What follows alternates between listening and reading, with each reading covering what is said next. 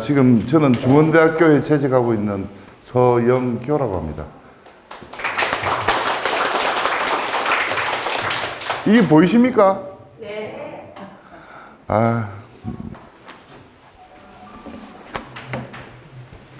자, 이 페이지 좀, 예. 이 페이지, 예. 이 사진 보이시죠? 이게 이제 수학인데, 예.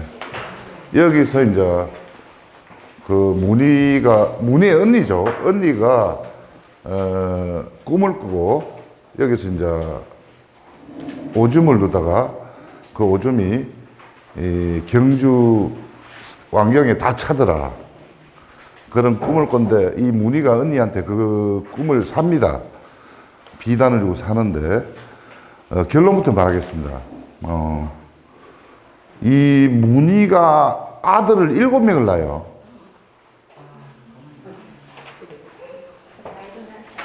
그 왜 그러냐면 그 이전에는 신라 왕실이 건친혼을 했어요. 계속 건친혼을 하다 보니까 어떻게 됩니까? 번신력이 죽어버리는 거예요. 그러니까 이제 건친혼의 가장 큰 특징이 뭐냐면 좋은 인자 있고 안 좋은 인자가 있잖아요. 그럼 안 좋은 것만 계속 닮아가는 거예요. 그게 이제 열성 인자만 계속 누적되다가 이 번신력이 바닥나는 거예요. 바닥나고 애를 낳아도 금방 죽어요. 건강하지 못해요. 여러분, 예를 들면 봅시다. 그 진평왕이 54년 동안 왕이 있었죠? 54년 동안 왕이 있었는데, 진평왕도 자기 삼촌, 사촌 정도하고 결혼했어요. 근데 거기서 딸만 나왔죠. 정실에서 딸만 나왔어요. 그런데 54년 왕하면서 첩들이 없었겠어요? 궁들이 있었겠죠. 근데 후궁의 자식은 자식이 아니에요. 왜냐? 정실의 의미는 뭐냐면, 정의가 뭐냐면은 개념이 조상들의 그 제실을 관리하는 막중한 임무를 맡은 사람이 정실입니다. 그 사람은 딱 한 사람이에요. 근데 이 한 사람만 낳은 자식이 왕의 계승이 되는 거예요. 그러니까는 신라 왕실에서 자식은 종교적인 결실이어야 됩니다. 조상신 앞에서 이렇게 의뢰를 해서 놓은 자식만이 자식인 거예요. 첩의 자식은 자식이 아닙니다. 그 욕정의 산물이기 때문에 전혀 종교적이지 않아요. 그들은 상속받을 수가 없어요.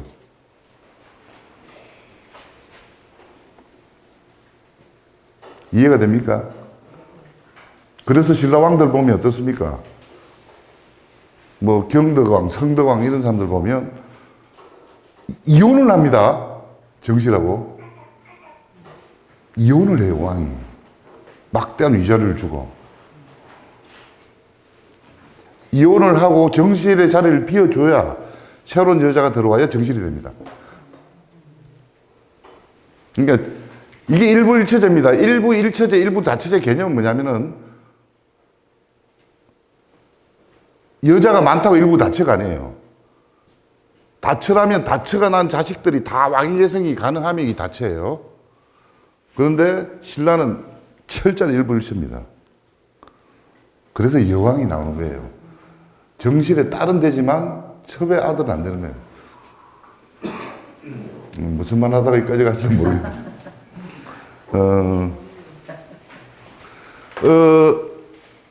그런데 결론만 좀 빨리 말씀드리면 뭐냐면 김춘추가 무엇을 봐왔겠어요? 김춘추도 애할아버지가 진평왕이죠. 진평왕이고 본인도 건친혼의 산물이에요. 용춘하고 진평왕 딸하고 오촌 관계예요. 본인도 근친혼의 산물인데 본인이 자기 오촌들, 육촌들, 뭐 진평왕 동생 국방갈무랑 백방갈무랑 하고 그 자식들 그러고 다 죽어 가는 걸 봤어요. 왜? 근친혼 때문에. 일찍 죽는 거예요, 다. 선덕량도 백방갈문하고 결혼했을 가능성이 높아요. 음갈문왕이라고 했는데 그게 판하고 똑같아요. 한자가 비슷한데. 그 사이에 자식이 있었지만 일찍 죽었을 수도 있어요. 여자들은 살아남았죠. 왜 그럴까요? 이게 인류 진화의 법칙입니다. 여성이 살아남아야 어떻게 멸종을 안 해요. 여성의 생명력이 길어야 그 사회는 유지가 돼요. 여성이 많으면 자식을 많이 낳을 수 있어요. 남성은 별로 안 많아도 돼요. 그게 이제 진화의 법칙이에요. 그러니까 똑같은 열성인자라도 여성이 더 오래 살아남아요.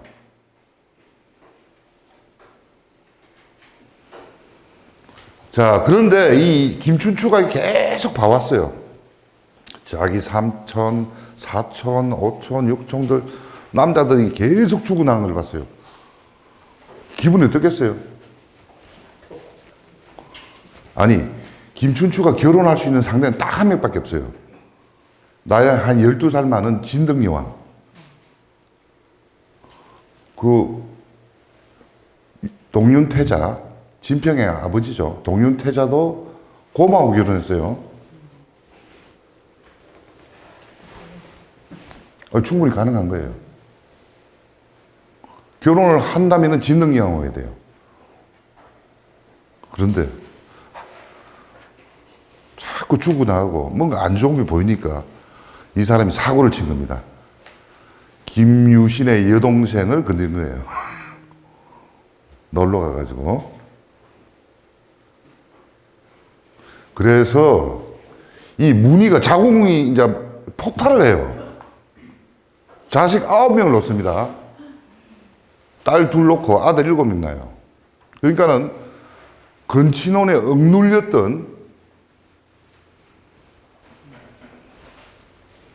그 인자가 가야의 새로운 피를 만나니까 이 폭발한 거예요. 그래서 핵심 말하면 이 7명의 아들들, 이게 7개 가문입니다. 무열왕의 아들 7개 가문이 중대 통일신라를 지배합니다. 그들의 자손들이 다 모든 요직이 다 있어요. 우리가 뭐 알고 있는 신라사의 효정, 이칸, 김순원, 그리고 김순정, 그리고 우리가 볼 수 있는 뭐 그 유명한 그 신하들 있죠? 그 사람들이 다 김춘추 아들들의 자손들이에요. 그러니까 어때요? 여자가 서학에서 오점을 넣는데 왕경이 가득 차더라. 그 7개 가문 자손들이 신라를 지배했기 때문에 그렇습니다. 그게 그러니까는 스토리지만은 상징성이 있는 거예요. 그게. 거짓말도 아니고. 자, 앞으로 좀 가봅시다.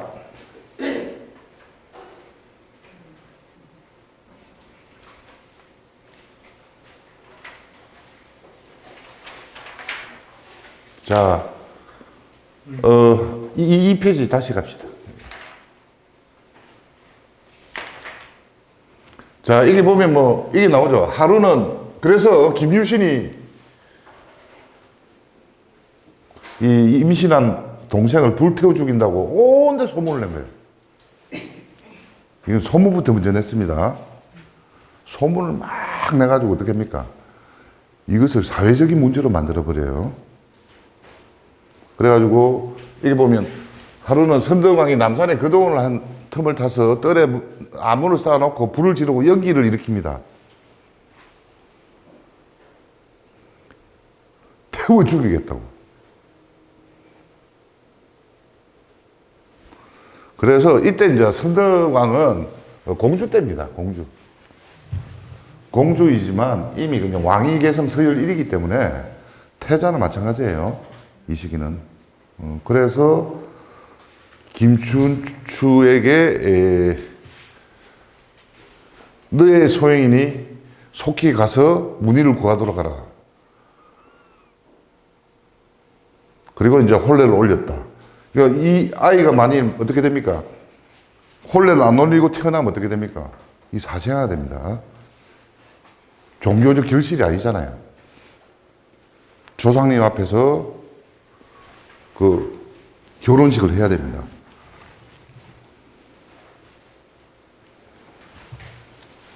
자, 3페이지죠.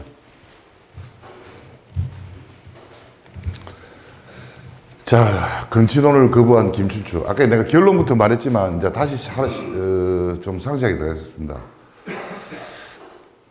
이 진등여왕, 성만이죠. 이 평생 처녀로 지냈어요.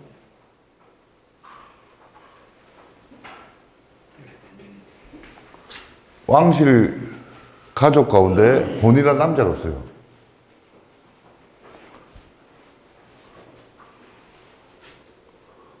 그런데 지체 높은 가문에서는 법칙이 그렇습니다. 절대 아래 가문에게 딸 안 줘요. 늙어 죽더라도 안 줍니다. 유일하게 할 수 있는 남자가 김춘추예요.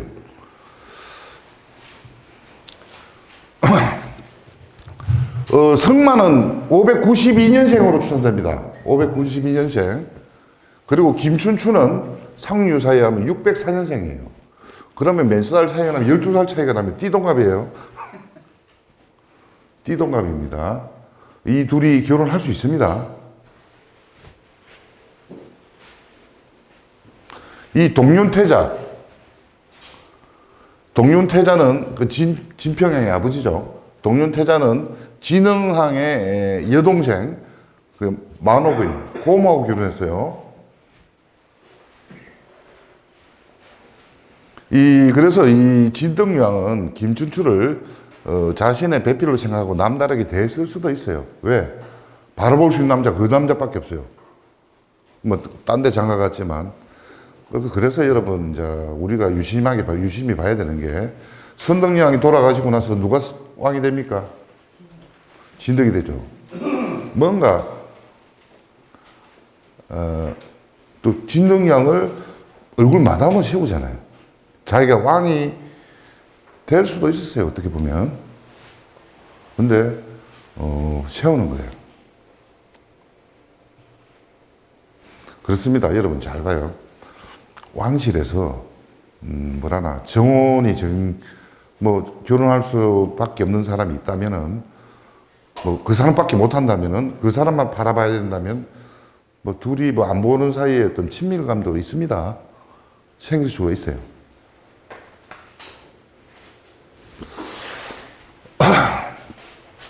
자, 근데 이 12살 연상인 이 육촌누이죠. 육촌누이. 이 진덕이 좀 여러분, 팔이 이까지 내려왔대요. 아니요, 삼국 사기에 나와요, 이게. 키가 7척이고 팔을 내리고 있으면 그 팔이 무릎을 덮었다는 무릎. 이것도 근친혼으로 인한 기형일 수가 있습니다. 그래서 이 김춘추는 근친으로 태어난 오촌 당숙부, 그러니까 국반, 백반, 갈문왕이죠. 이 사람들이 일찍 죽는 모습을 보고 겁을 먹었습니다. 그래서 그리고 자기 자신도 아버지 용춘하고 엄마 천명이 오촌 관계입니다. 근친혼의 산물이고.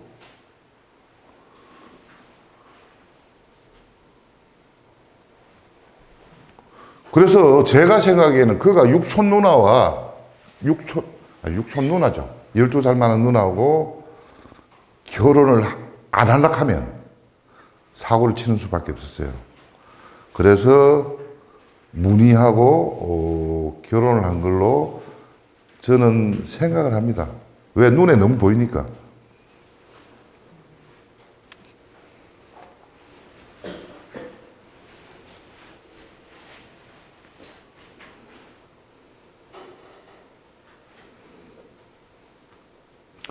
그래서 이제 다시 말한다.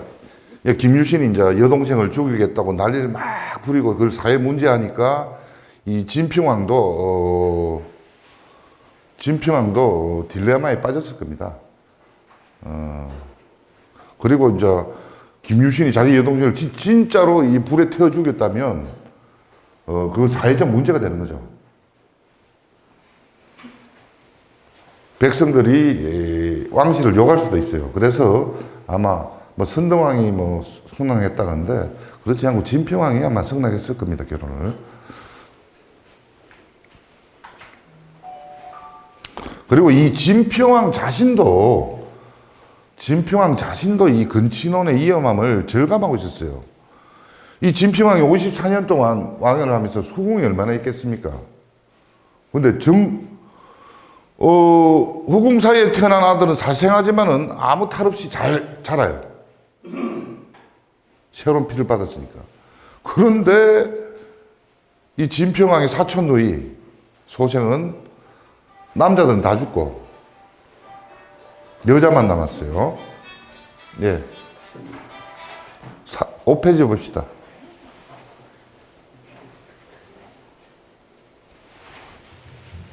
자, 여러분 봅시다. 이 신라의 근친혼이 얼마나 뿌리가 깊은냐면은 선덕량의 정조부였던 진흥왕은 법흥왕의 동생 입종갈문왕과 법흥왕의 딸 사이에서 태어났어요. 입종갈문왕은 진흥왕의 아버지 입종갈문왕은 법흥왕의 동생이었어요. 그리고 엄마는 법흥왕의 딸입니다. 그러면 이 아이는 누가 친가고 누가 외가인지 어떻게 좀 헷갈리겠죠? 어떻게 했어요?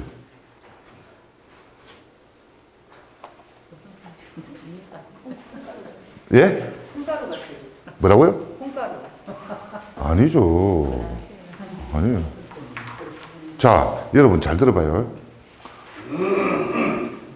콩가루가 아니고 근친혼은 많은 문제를 해결해 줍니다. 정치적인 권력에서. 재산 분할도 안 되고요. 무엇보다 해결이 돼요, 해결이. 많은 겁니다. 예를 들면 지금 일본처럼 딸밖에 없죠. 아이 거. 그런데 지금 왕위 계승 서열이 누구예요? 1위가 누구예요? 천황의 동생입니다. 동생이에요. 동생은 아들이 있어요. 근데 지금 천황의 입장에서는 어때요? 자기 딸은 딴 데 시집을 내면 왕족 직위를 상실합니다. 그냥 끝이에요. 근데 자기 딸인데도 왕이 안 돼. 그러면 이때 해결하는 방법은 뭐예요? 천황이 자기 피도 물려주고 제일 좋은 방법은 자기 조카하고 자기 딸 결혼시키는 거예요. 사촌끼리. 많은 문제가 해결됩니다. 콩가루가 아니고요. 권력 때문이네요. 외척이 안 생겨요. 신라에는 외척이 없어요. 외척에는 있을 수가 없습니다. 보통 외척이 권력을 가지잖아요. 콩가루가 아니고 이것이 정말 필요해서 한 거예요. 자, 봐요. 백제는 어떻습니까? 백제하고 고구려는 일부 다처제 사회예요. 왜냐하면 백제는 8대 성이 있습니다. 8개 가문의 귀족이 있는데 왕은 8명의 천을 둬야 돼요. 보통 처가 8명이에요. 자연스럽게 그 사회를 통합하려면. 근데 고구려는 어때요? 오부가 있어요. 오부가. 왕비를 한, 둘, 셋, 보통 4명은 기록에는 3명으로 납니다. 처가 대부인, 중부인, 소부인 나뉘어요. 왜냐? 주식회사 고구려의 지분은 그 5개로 나눠져 있어요. 왕이 이제 중부인데 이 중부의 왕이 권력을 차지하기 위해서는 다 딸들 데리고 와서 살아야 돼요. 그래서 신랑은 어떻습니까? 김씨 하나뿐이에요. 경쟁자가 없어요. 그러니까 딸을 줄 이유가 없어요. 뭔가 힘이 비등한 나하고 뭐 이거 좀 안 되겠는데 이런 겁이 있어야 되는데 무소불위입니다. 그러니까 진덕령은 시집도 못 갔어요. 유일하게 있는 놈이 사고 치가지고 문희한테 갔으니까. 탈출했네요. 그렇죠. 건친혼의 그 열성인자, 누적된 열성인자로부터 탈출했죠. 그 성공했어요. 아들이 7명이나 낳았으니까. 대단한 사람입니다. 아니, 자연 상태에서, 여러분, 자연 상태에서도 아들 7명, 딸 2명은 쉽잖아요. 일반 평민도 요즘도 그렇겠죠. 그러니까는 이 문희 뱃속은 20년 동안 한 번도 비어본 적이 없어요. 예? 고생했겠어요. 계속 놓은 거예요. 그래, 하나 죽지도 않았어. 다 살았어. 왜? 신선한 피를 받았으니까. 가야 피를.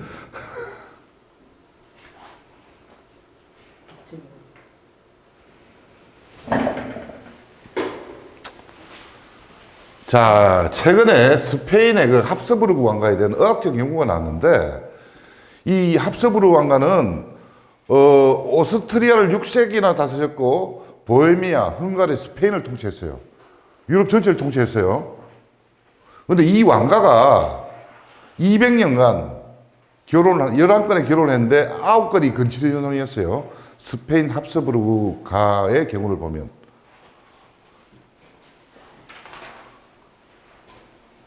그런데 이 아이들은 유아기에 높은 사망률을 발휘합니다. 이 건치로 태어난 아이들은. 이거는 왜 이런 말을 하냐면은 데이터가 다 있어가지고 할 수 있는 말이에요. 완벽한 데이터가 다 있습니다. 어떤 아가 언제 낳고 언제 죽었고 뭐 때문에 죽었고 뭐 병까지 다 나오는 거예요. 의사 진단 처방까지 다 나오는 거예요. 그래서 연구 결과를 낼 수 있었어요. 그런데 건치노로 태어난 아이는 유아의 40%가 한 살을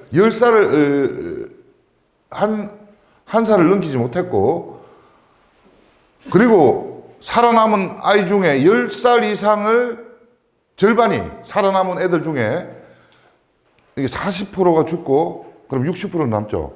그 절반, 그럼 30%죠. 절반이 10살 못 넘기는 거예요, 또.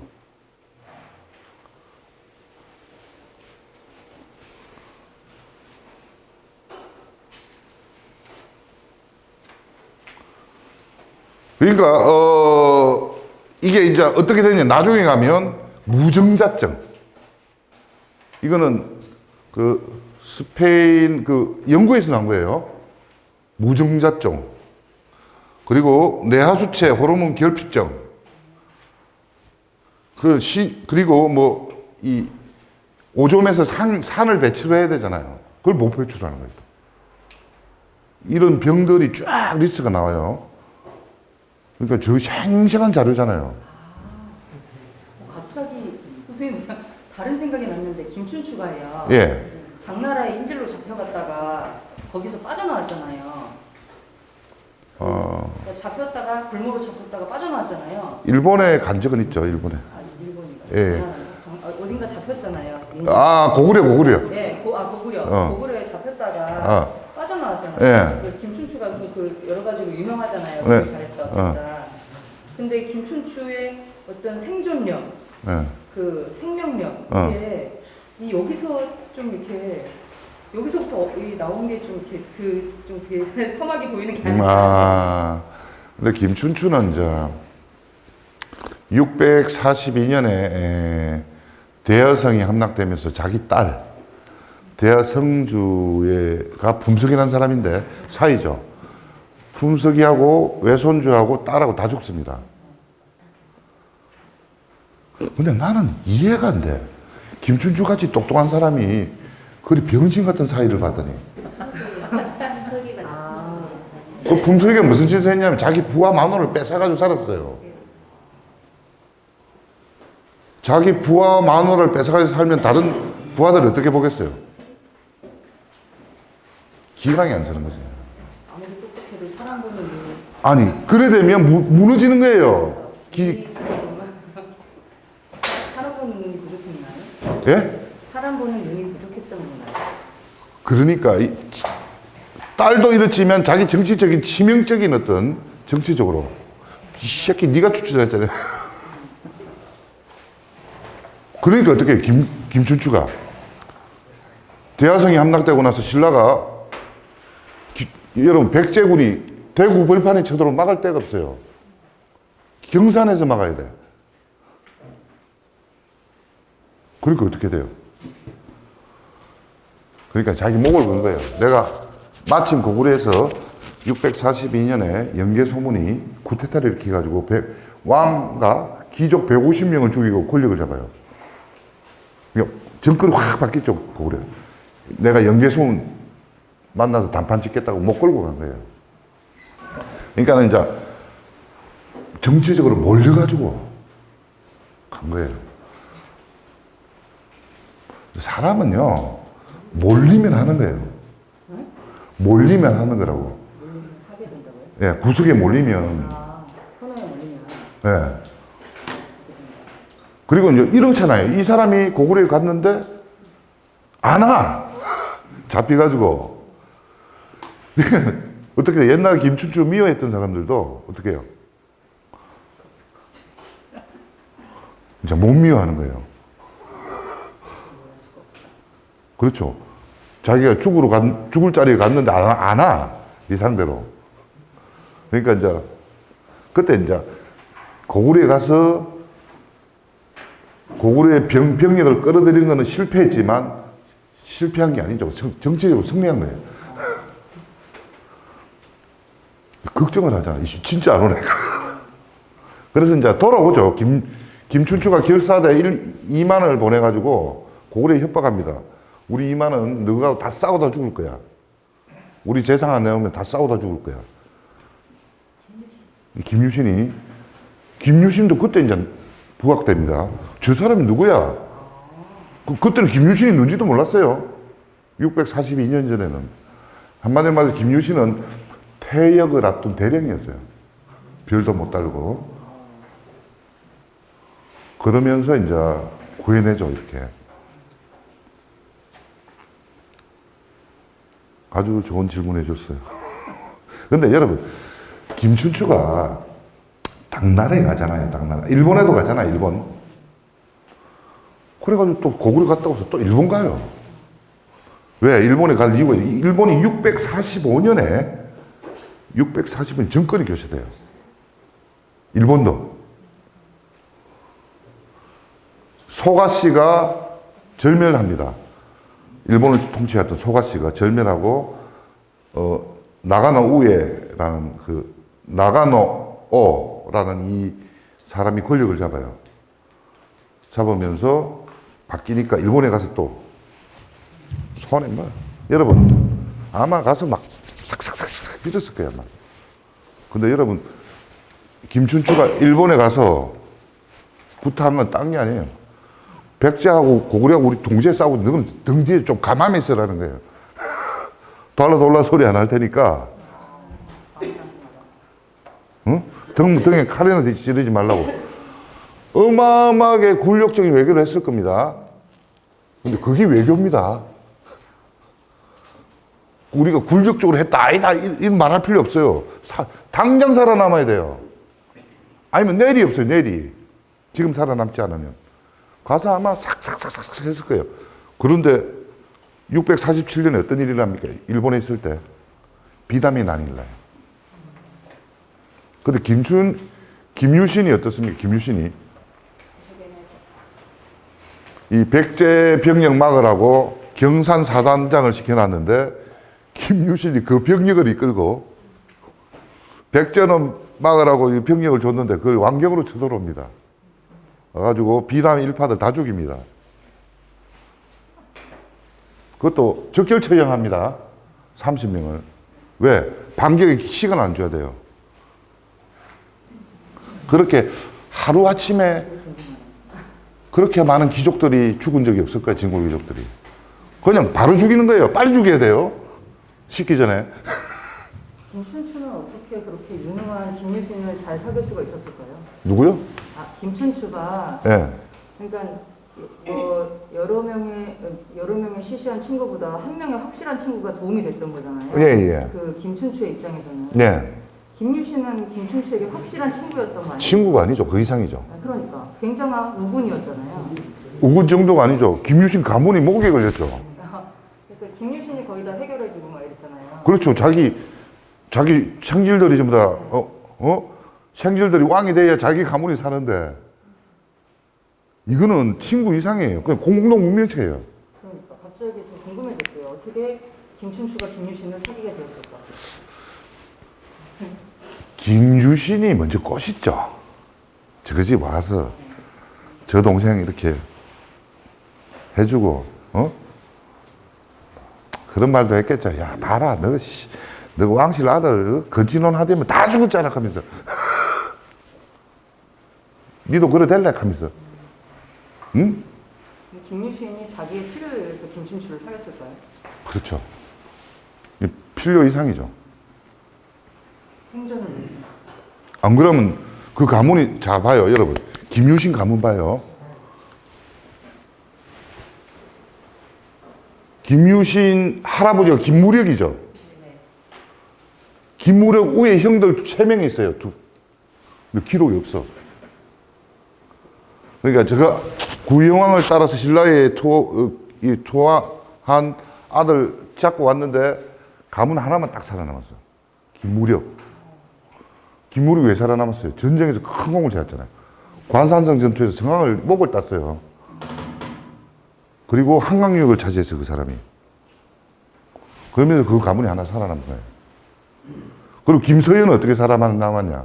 연애 잘해서 살아남았습니다. 예. 김유신 어머니가 아마 입종갈문왕의 예? 숙골종인데 입종갈문왕의 아들일 거예요. 숙골종 예? 진평왕 동생인가? 아닌가? 진영왕의 배다른 동생. 지- 예, 김유신 어머니의 아버지. 아 그렇습니까? 아니 숙골종인데 그 사람이 진평왕의 뭐라고요? 진영왕의 배다른 수월정. 아, 진흥왕이 배다른 동생이 있을 수가 있나?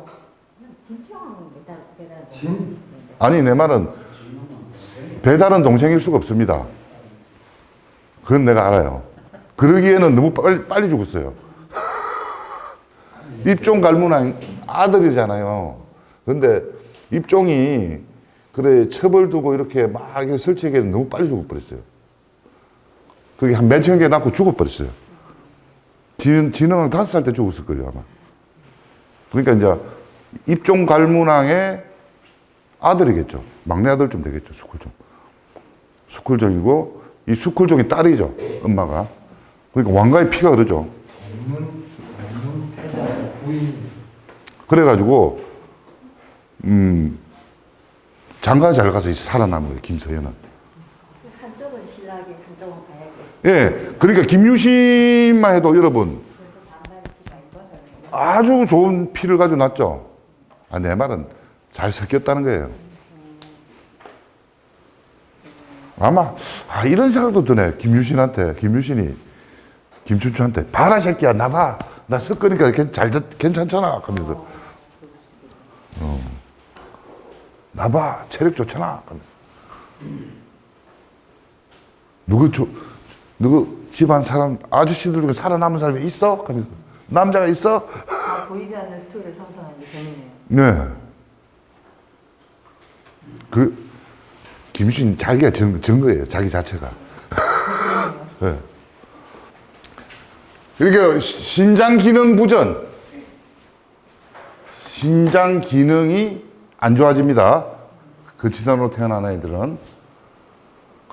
산기가 오줌으로 배출하지 않는 이런 병입니다. 그래서 많이 살아봤자 33살. 성인으로 태어나서.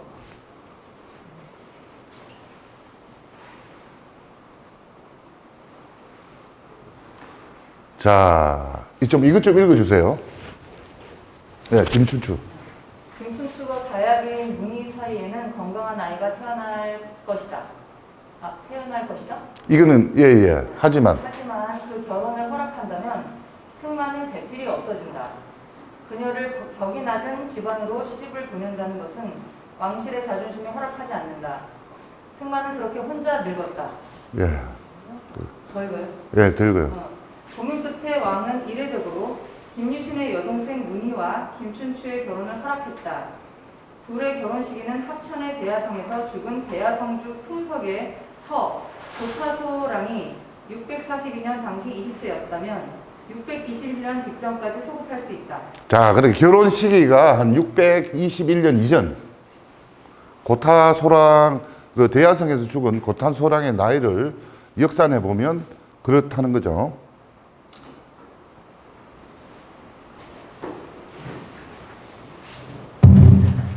자, 선생님 한 번 더 읽어주세요. 자, 아주 재밌는 부분이에요. 가야계의 문희는 근친혼으로 찌들은 왕실의 유전자에 신선한 피를 공급했다. 근친혼에 눌려 생기를 잃은 번식력이 가야 왕실의 자궁을 만나자 폭발했다.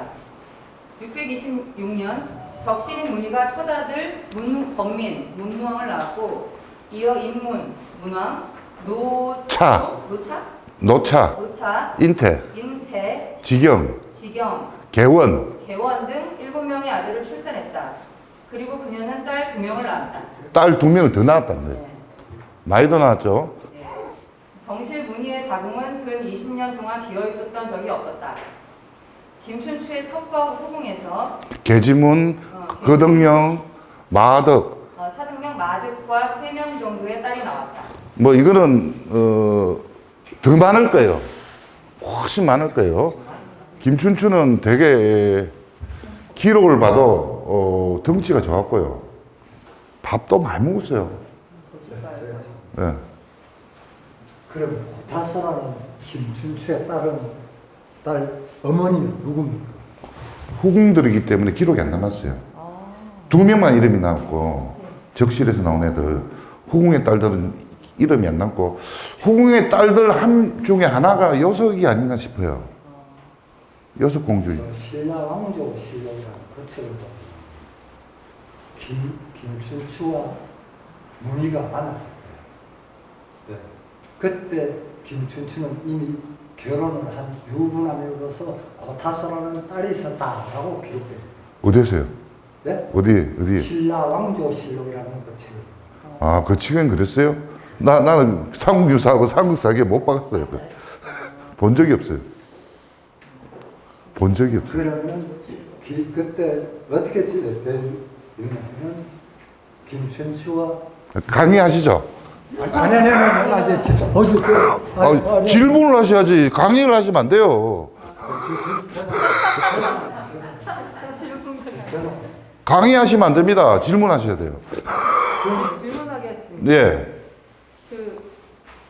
문무왕 권민 있잖아요. 네. 첫 번째 아들이라고 했는데 네. 그럼 그 아이가 바로 그 김유신이 막 그건 고타소랑이에요. 첫 번째 아이는 고통사랑이에요. 고타소랑. 고타소랑. 트라우마가 있었겠네요. 그러면 태에서. 누가요? 순간 든 생각이요. 네. 트라우마가 있었겠다. 고타소가 그 태아에 있을 때. 그 자기가 불타 죽을 뻔했잖아요. 참 그랬죠. 불행한 나이죠. 642년에 백제군이 쳐들어와서 그 고타소랑 머리만 가져갑니다. 몸은 놔두고. 첫아이가 무무라서 무무가 거기 불타 죽을 뻔했던 아인가 할 아니, 고타소랑 고타는 참 불행한 사람이에요. 그렇게 그것도 이제 백제 의자왕이 머리를 가지고 가서 사비성에 그 감옥 바닥에 묻어요. 제수들 밟고 지나가라. 근데 그걸 이제 김유신이 그 백제 장군들 포로로 잡아가지고 교환합니다. 지 생질 아니면 그렇게 안 합니다. 무슨 말인지 알겠어요? 그러니까 제 말은 김유신이 생질이기 때문에 진짜 자기 피를 받았기 때문에 백제 장군들 잡아가지고 교환한 거예요. 그 머리하고. 그렇게 애써 안 합니다. 만일 뭐 김춘추가 다른 데서 나 따라는 그래 안 해요. 그럼 첫아들 무무왕은 몇 번째? 실제로는 몇 두 번째죠. 두 번째죠. 두 예. 번째 자녀죠. 예. 잘 알겠습니다. 그러니까 이제 그러니까 여러분 그 642년부터 여러분 뭐 해공왕이 죽을 때까지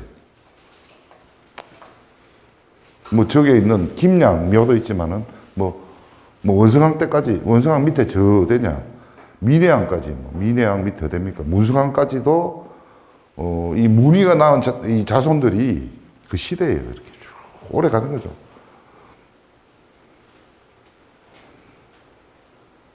오래 가는 거예요. 한 여자, 그러니까는 신라의 이브입니다. 이브.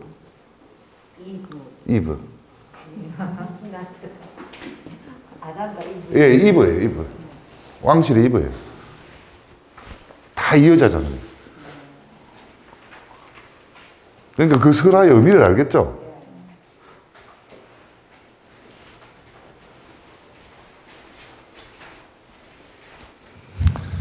자, 신라에서는 여러분 자 들어봅시다. 기록을 보면 김유신이 첫 장가를 몇 살에 갑니까? 문희가 딸한테 가요. 첫장가를요? 예? 손녀한테 두 번째 간다고요? 지서부인. 족한테 가죠. 나중에 아니. 지서부인 나중에 됩니다. 예? 지서부인은 나중에 김유신이 나중에 후처라 할 수는 없지만 이제 돌아가시고 뒤에 되는 거 아니에요? 아니. 신라 남자들은 제가 이번에 진단학보에 글 썼어요. 진단학보 2001년 6월의 호를 꼭 보세요. 보면 강수의 결혼에 대해서 썼어요. 강수. 강수 결혼인데.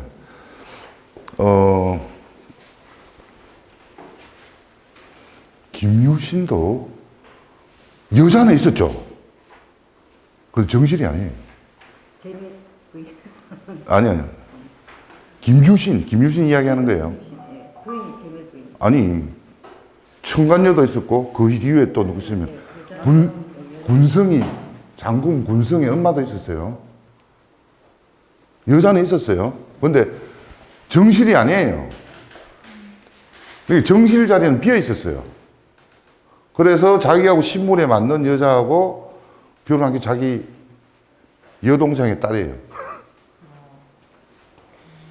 화랑이 딸하고 첫 결혼했다. 예? 누구요? 첫 화랑이 짠다. 위화랑의 딸하고 김유신하고 누구? 첫 결혼을 했다. 이런 기록을 어디서 들으셨어요? 제가 기록에서 본 것 같아요. 아, 김유신 결혼한 기록은 안 나옵니다. 화랑이 딸, 첫 화랑, 일세 화랑의 딸하고 화랑색이 보셨나?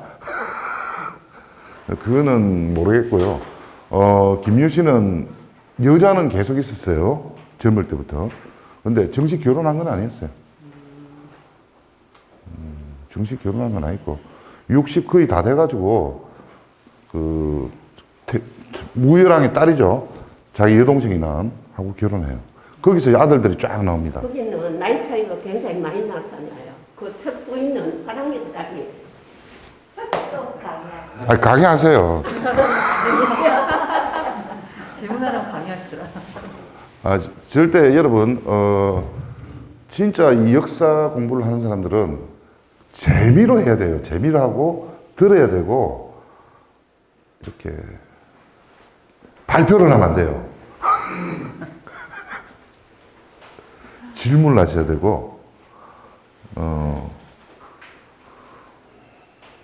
그게 이제 원활한 수업 진행에 좋습니다. 많은 사람한테 도움이 됩니다. 질문을 하셔야 돼요. 자, 그러니까 같은 신분의 여자가 아니면 남자들 여자는 다 있어요. 어릴 때부터 여자 천재예요. 신분 낮은 여자들하고 많이 만났어요. 야, 강수 봐요, 강수. 강수는 10대에 대장장이 딸하고 만났어요. 그래가지고 경주 올라왔습니다. 외교부에. 왕실에 올라왔는데, 이 천첩하고 살고 있었어요. 근데 아버지가 딱 와가지고 정당하게 말합니다. 네가 20살이니까 장가 안 가야 되겠냐. 말합니다. 그러니까는 그 천첩은 그냥 첩이지 부인이 아닌 거예요. 그래서 강수가 아버지한테 말했어요. 나 천첩이지만 못 버립니다. 강수는 골품제 사이에 미혼자예요, 미혼자. 서류에 결혼한 흔적이 없어요. 그렇기 때문에 여러분 강수전을 보시면 아시지만은 강수가 죽고 나서 국가에서 이렇게 어마어마한 돈을 줍니다. 근데 가인이 절에 그걸 기증했다는 기록이 납니다. 가인. 지가짜 가인. 그거는 강수의 형제들 정도 됩니다. 그 여자하고는 상관없어요. 그 여자는 그 국가에서 준 돈에 대한 처분권이 없죠. 왜? 법적으로 부과하니까.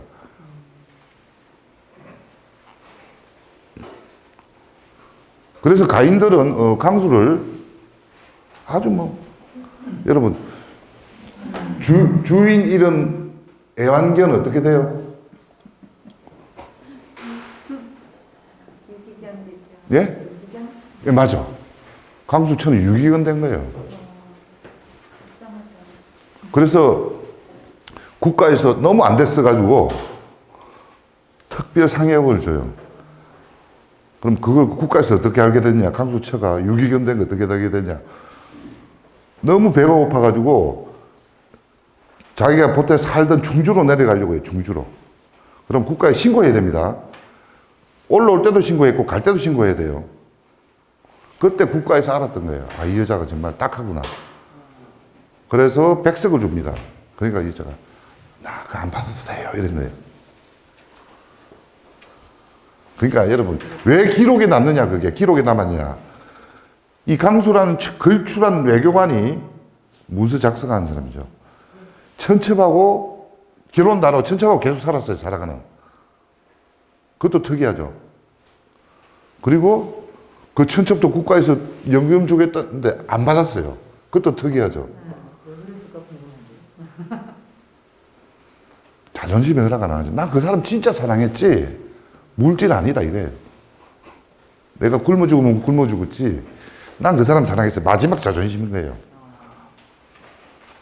첩의 마지막 자존심. 난 사랑했어. 법적인 게 뭐고 그 사람하고 나오는 사랑한 거지 그런 거 아니라고 오해할 수 있잖아 사람들이. 그래서 기록이 남은 거예요. 하도 특이해가지고. 여러분 일상적인 건 기록에 절대 남지 않습니다. 뭔가 특이해야 돼요. 진짜 없었던 일은 일어나야 돼요. 뭐 누구 화장실 가셨다 이 기록은 남겠어요?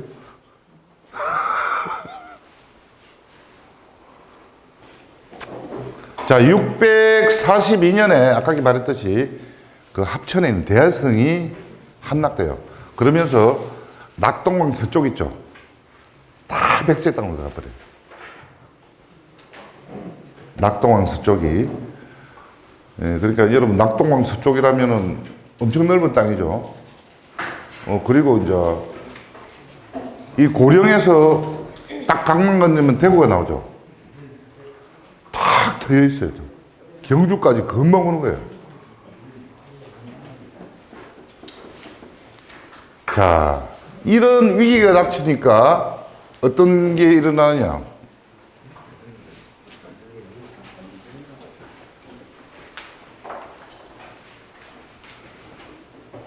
능력 있는 사람을 원하게 돼요. 가문보다 능력 있는 사람을 원하게 된다. 위기가 닥치면. 자, 군대 안 가보셨죠? 저 사는 게 군대 같아요. 군대에 가면 지금 우크라이나에서 전쟁이 일어나고 있는데 병사들이 누굴 원하겠어요? 자기 상관이 능력 있는 끼를 원합니다. 왜? 상관이 능력 없으면 지는 바로 죽어. 무능한 지휘관 한 명은 적군 10,000명보다 셉니다. 여러분. 그리고 거꾸로 간신 한 명이 적국의 간신 한 명이 우군 10만보다 셉니다.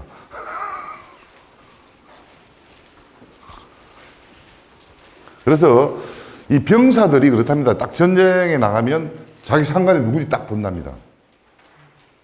능력이 있는지 없는지 본답니다. 그런데 그걸 본능적으로 알아차린대요. 능력이 있다 없다. 왜? 자기 목이 걸렸으니까. 뭐 밥 사주고 술 사주고 뭐 이걸 좋아하는 게 아니에요. 내가 안 죽어야 돼.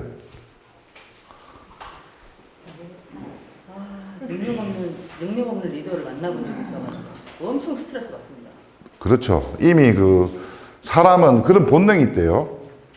자기 상관이, 자기 선생이, 나도 선생이다 칩시다. 실력이 없는지 귀신같이 알아본대요. 저 사람이 알고 떠드는 것인지 모르고 떠드는 것인지 본능적으로 한대요. 공부를 안 해도 알아요, 그거는.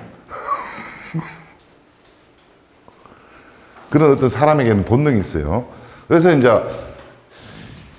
이 대야성이 함대고 위기가 닥치니까 뭐 가야 개뼈건 소뼈건 안 가리는 거예요. 능력만 있으면 된다 이거예요. 그래서 김유신이 별을 답니다. 가야 사단, 경산의 사단장이 돼요.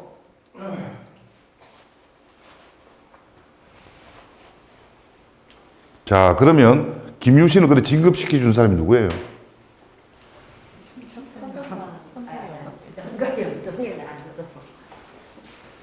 그거를 진압을 하고 승진을 많이 했겠죠. 예. 아니. 그거는 이제 진압 전의 이야기예요. 비담에 난 진압 전의 이야기인데, 누가 김유신을 사단장을 만들어줬어요? 별을 달아줬어요? 김춘추 아니에요? 의자왕이지, 의자왕. 실제 의자만 의자왕이 유능해서 대하성 함락시킨 거잖아. 신라가 그러니까 여러분 봐요. 의자왕이 신라의 유능한 지휘관을 하나 이렇게 확 올린 거예요. 그건 위기가 있어야 영웅이 나오네. 그렇죠. 상고죠. 그 비담의 난이라는 게 어떻습니까, 여러분? 어마어마한 위기입니다. 국가적으로 보면 내부는. 그런데 영웅이 탄생하는 상국이 돼요. 자, 다음 장 넘깁시다.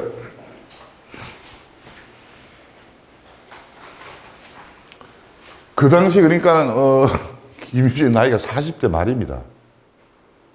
지금 그때로 보면 할아버지예요. 그때 신라 남자들 나이가 40을 못 넘기는 거는 매일 경주 동쪽에서 해가 떠오르는 것처럼 명백합니다. 40 못 넘겨요. 근데 얘는 어떻습니까?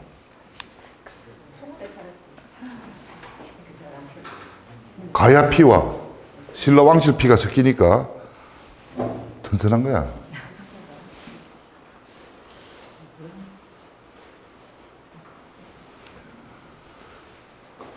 그러니까 정확하게 592년생이고 47세입니다.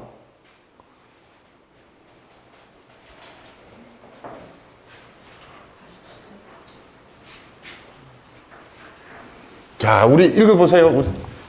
읽어보세요.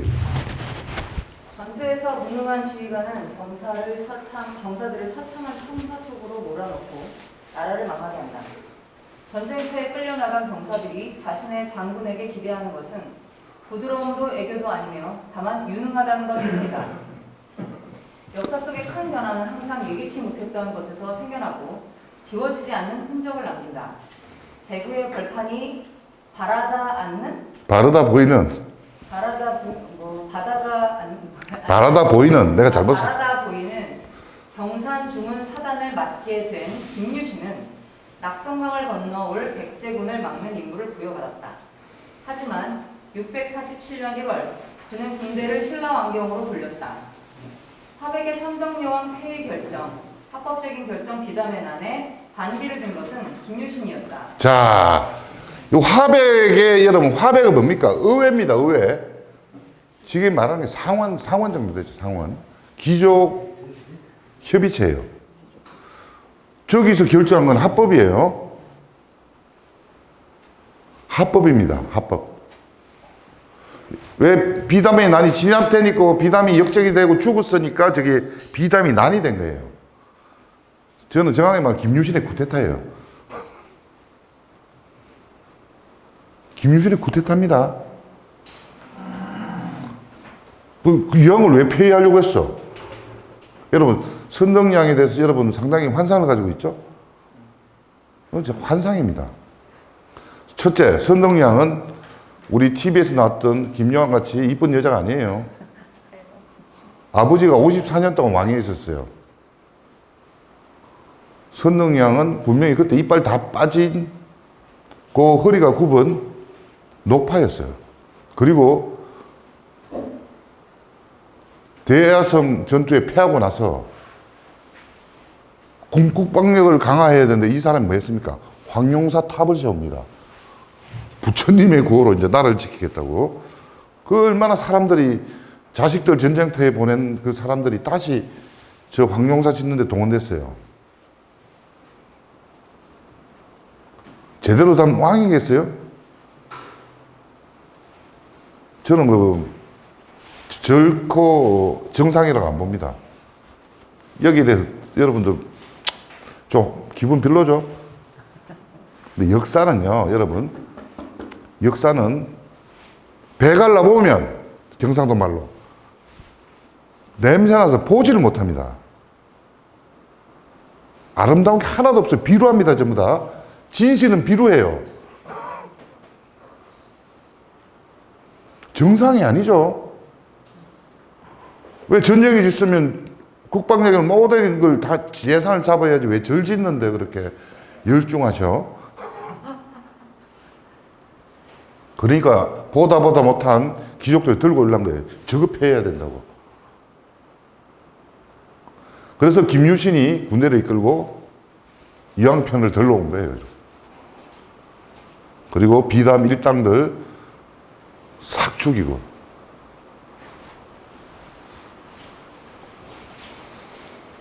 자, 읽어봐요. 왕경에서 김유신 사단과 귀족 군대가 뒤엉켜 싸우는 시가전이 벌어졌다. 우려했던 백제의 외침을 받은 것이 아니라 김유신 등이 주동한 내부 쿠데타가 일어났다. 646년 1월 17일 비담 영정과 관련된 핵심 인물 30여 명이 즉결 처형, 내란이 장기화 예방. 네. 첩자를 통해 소식을 들은 의자왕은 쾌재를 불렀을 것이다. 이거 정말 절호의 기회야.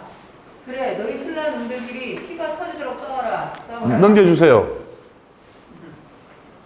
계속 싸워라. 내가 너희 나라를 접수해주마. 의자왕이 원하던 것은 신라의 장기적인 내투였다. 내부는 나라가 망하는 치명적인 독이 된다. 하지만 동시에 카리스마를 지닌 군사 지도자가 등장하는 상부이기도 하다. 예상 외의 결과가 나왔다. 내부는 너무나 빨리 수습되었고 10일 만에 10일 만에 용병의 천재 김유신이 신라의 군부를 장악했다. 의자왕이 백제의 열망 작전을 기획하고 실행한 김유신을 신라군 총수 자리에 올려놓은 셈이다. 그러니까 이제 백제 멸망 작전을 기획하고 신한 김유신을 의자왕이 신라 군대 총수 자리에 올리는 거예요.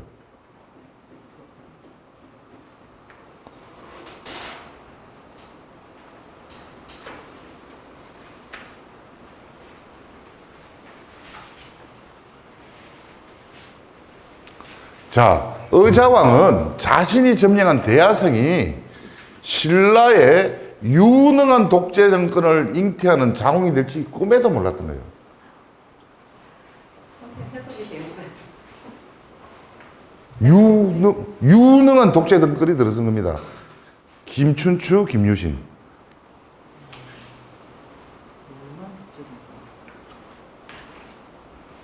자, 여러분 그 시대가 그랬어요. 자, 당나라에 누가 있습니까? 당태종. 그 사람은 626년에 저거 형 동생 죽이고 아버지 가다 놓고 자기가 황제 됐어요. 쿠데타죠. 그 642년에 의자왕 신이 쿠데타를 했어요. 왕이 쿠데타를 했어요. 자기 형제들 다 섬으로 기양 보내고 자기 독재 권력장을 했어요. 그리고 고구려의 연개소문 642년에 왕과 귀족 150명을 한꺼번에 다 죽이고 권력을 장악했습니다. 645년에 일본의 나가노부에 중대형 왕자죠. 나중에 천지천왕이 됩니다. 이 사람은 소가시를 쫙 죽이고 권력을 잡았어요. 이 동아시아 전체의 독재 정체가 들어섰어요. 독재 체제가. 신라만이 그런데 어때요? 신라만이 합의 체제를 이상으로 사는 사람들이 지배하고 있었던 거예요.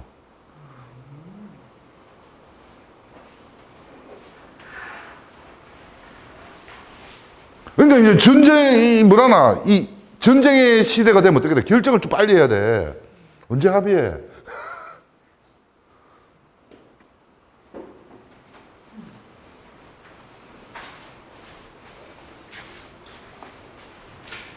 자, 읽어봐요.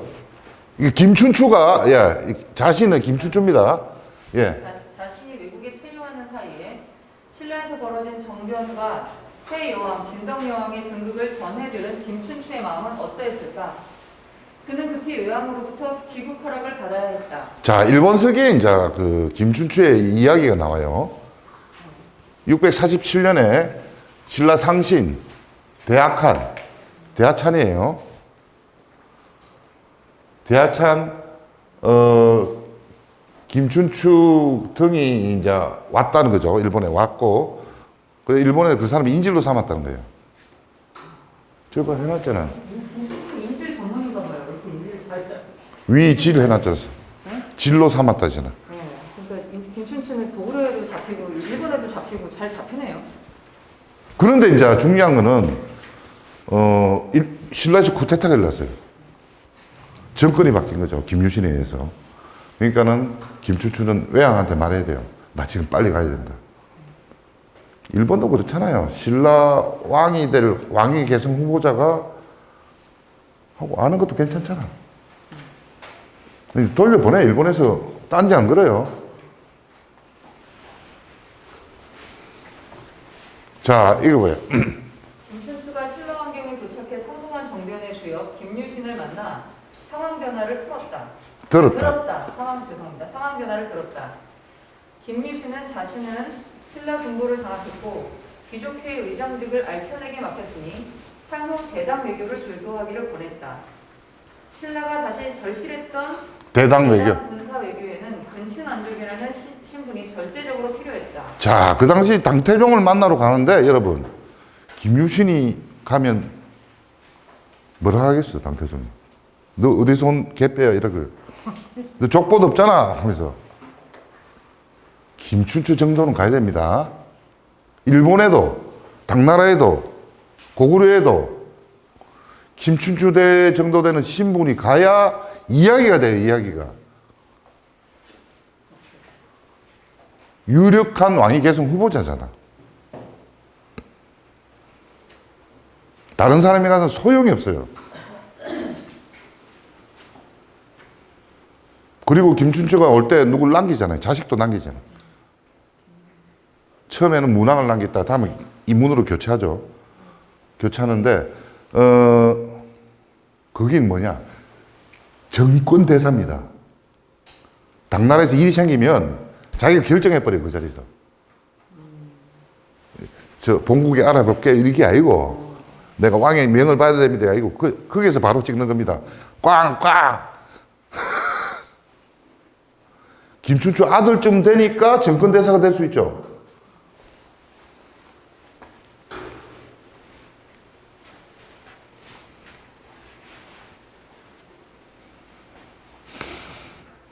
자, 이거. 신라는 대외적 위기 상황에서 김춘추와 김유신 두 인물의 시대가 열렸다. 그러니까 급하고 그러니까 막 되는 거예요. 그래 되는 거예요.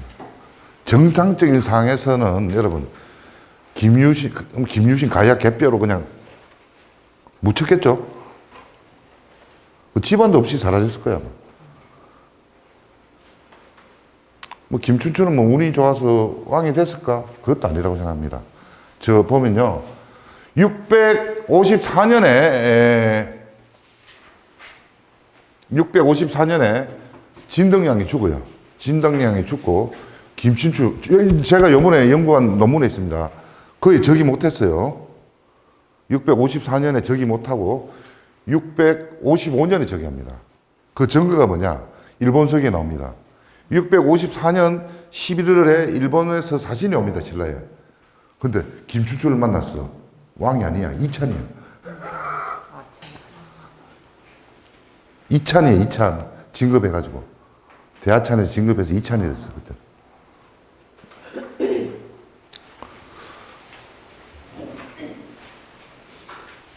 자, 이거 봅시다. 당태종 이야기부터 시작합니다.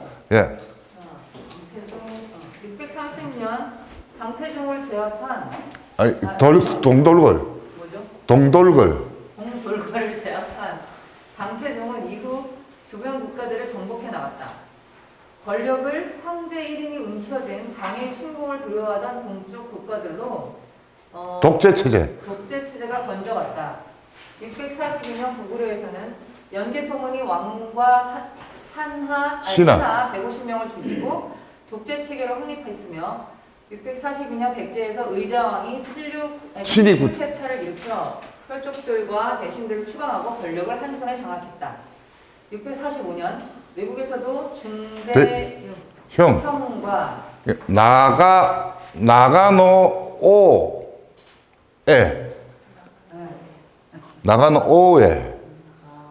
사람 이름이죠. 이걸 이제 일본식으로 읽으면 중대형을 나가노오에라고 읽어요. 그러니까 가운데 중자를 낙가로 읽고요. 그리고 큰 대자를 오로 읽어요. 그리고 형을 오에로 읽어요. 오에. 아니 왜? 나가는 오해. 나가는 오해와 정신 겸조. 먼저 예. 이것도 나가 낙가또미 가마딸입니다.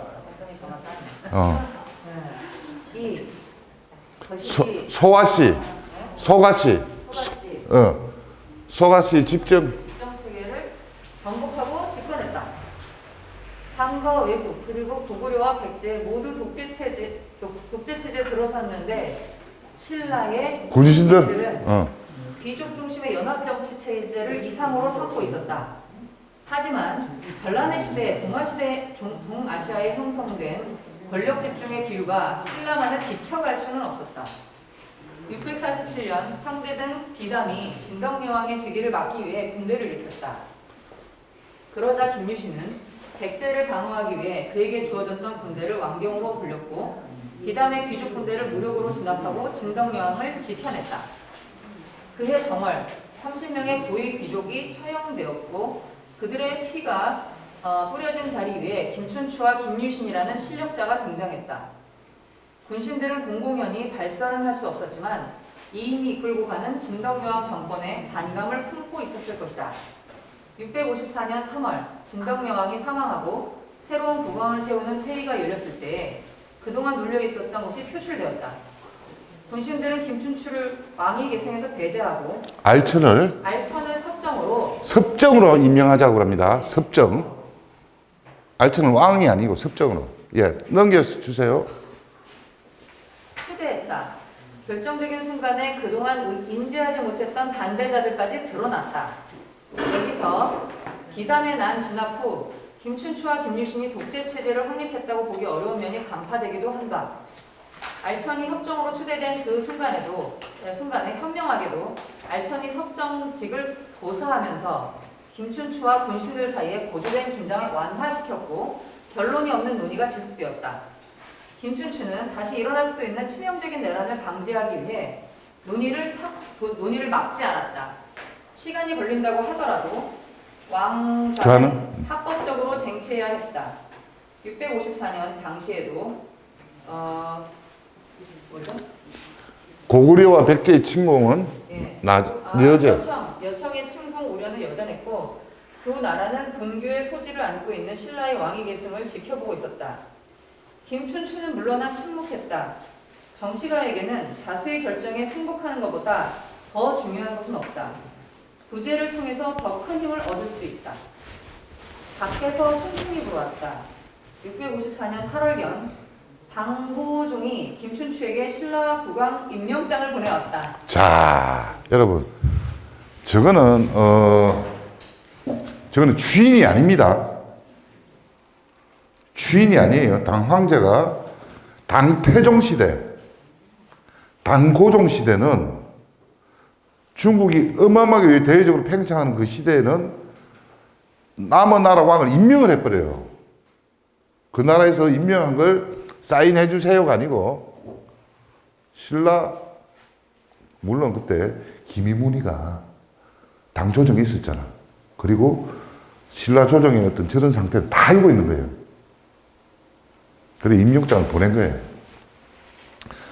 왕이 죽었는데 공석입니다. 654년. 그러니까 당에서 임명장을 확 보낸 거예요. 오만 방자하네요. 누가요? 당이. 너무 오만하잖아요. 아무리 커도 그렇지 남의 나라를 왜 간섭을 하고 지랄이야.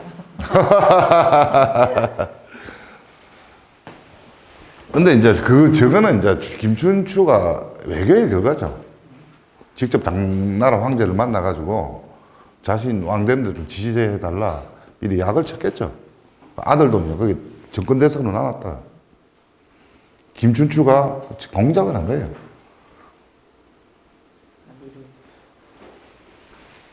김춘추가 외교를 잘한 거는 이제 저런 것도 자기 왕위 개성을 해야 되잖아. 그치? 네.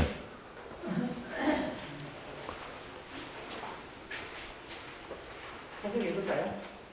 예. 왕위 계승 분란을 예상한 황제가 선제적 조치를 취했던 것이다. 그렇다고 해도 김춘추는 자신이 왕위 계승자라고 스스로 자처하지 않았다.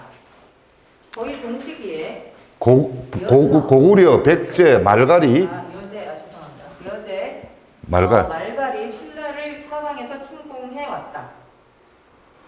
임진강 이남에 신라를 성들이 차례로 함락되어 가고 있었고 낙동강 서쪽의 성들도 위험해지기 시작했다.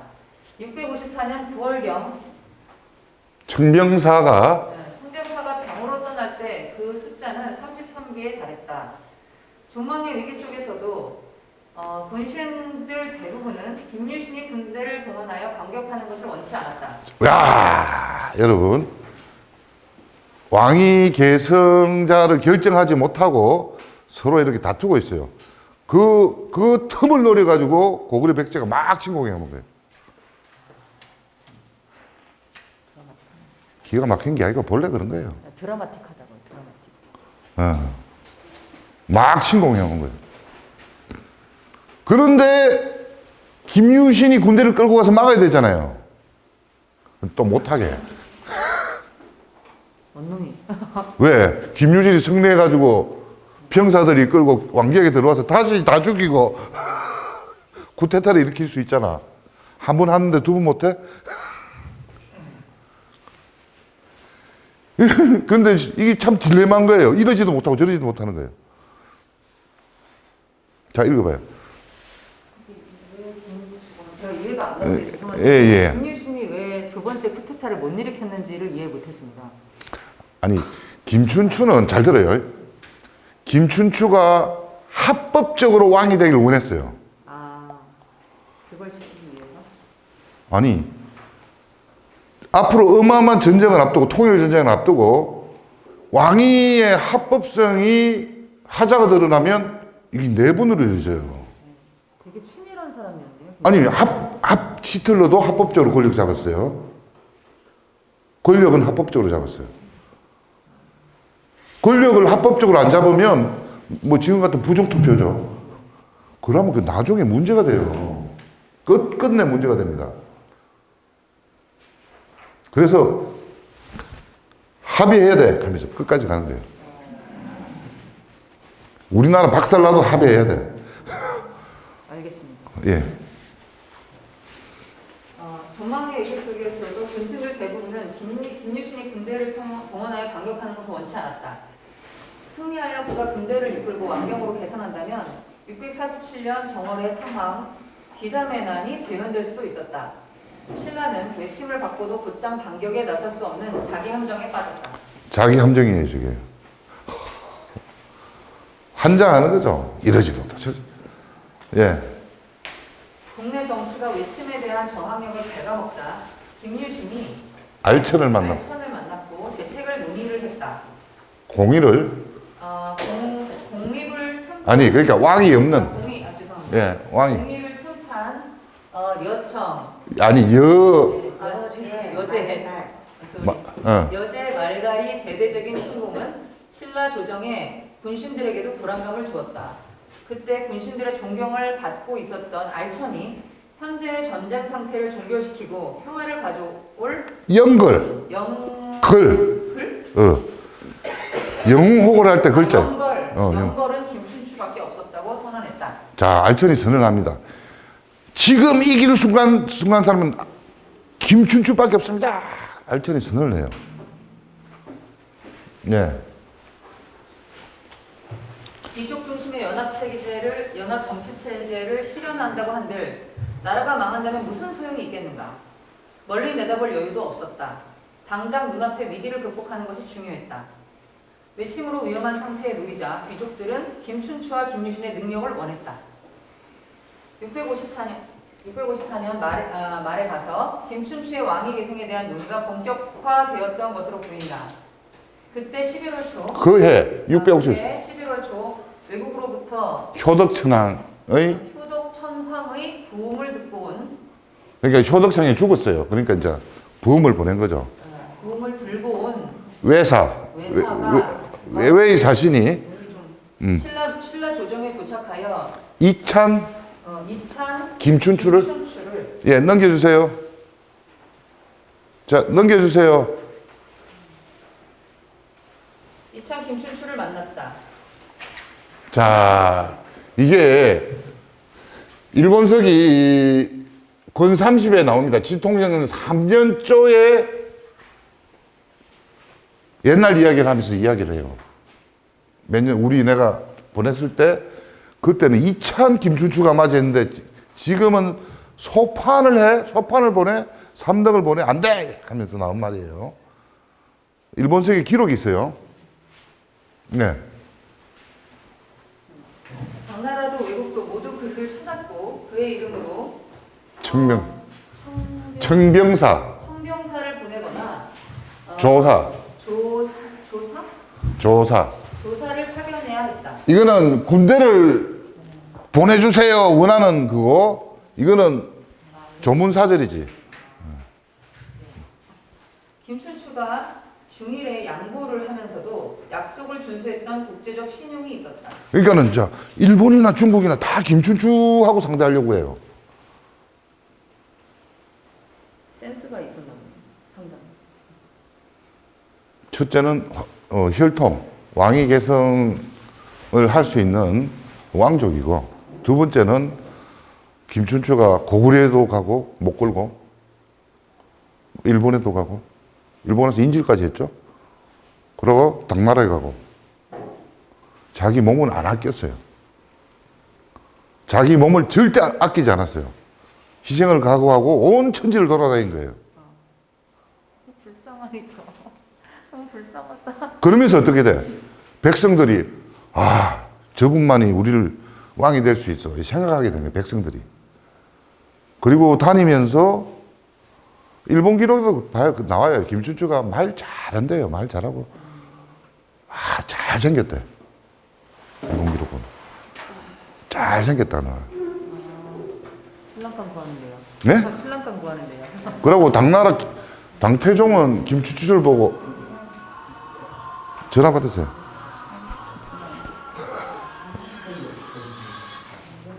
잘생겼는데 헌신적일까지 하면은 굉장히 가정적인 남자 아닐까요? 아니요, 여자는 많았어요. 아니, 그래서 김춘추를 만난 당태종은 너 머리 많이 안 오? 네가 공자를 알아? 놀랍니다. 김춘추가 당태종한테 무슨 말을 했냐면 원하는 것이 뭐요? 함께 공자 사당에 제사를 지내는 그 석전입니다. 그 광경을 보게 해주십시오. 하니까 당태종 확 놀라는 거죠. 그러니까 중국의 고전을 다 머리에 두고 있습니다, 이 사람은. 주례나 이런 것까지 다 알고 있는 거예요. 상당히 유식했어요, 지적이고. 그래서 이제 당나라도 외국도 이제 김춘추를 원하는 거예요. 상대로. 자, 이거요. 삼국사기는 김춘추가 왕위 추대를 받았지만 3번이나 거절했고 마지못해 즉위했다고 하고 있다. 지금까지 우리는 이 기록을 관례적인 삼양, 3번 양보한다는 뜻인데, 삼양으로 보았던 경향이 강하다.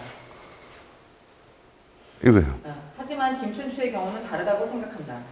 김춘추는 세상 끝까지 가본 사람이었다. 왜 다음 보으려?